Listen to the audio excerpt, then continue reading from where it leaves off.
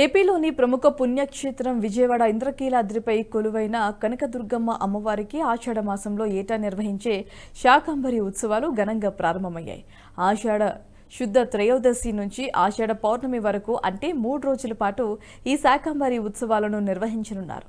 ఈ 3 రోజులు దుర్గమ్మ కూరగాయలను అలంకరించుకొని శాకంబరి దేవుగా భక్తులకు దర్శనమిస్తారు.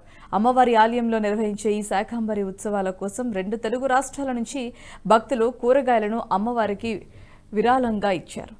కనకదుర్గమ్మ ఆలయంతో పాటు పరిసర ప్రాంతాలను అమ్మవారిని పూర్తిగా కూరగాయలతో అలంకరించారు.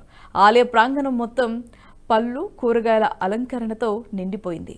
శాకం అంటే కూరగాయలు. వివిధ కూరగాయలతో అలంకరించి అమ్మవారిని పూజిస్తారు కనుక ఈ సమయంలో అమ్మవారిని శాకంబరి దేవి అని పిలుస్తారు.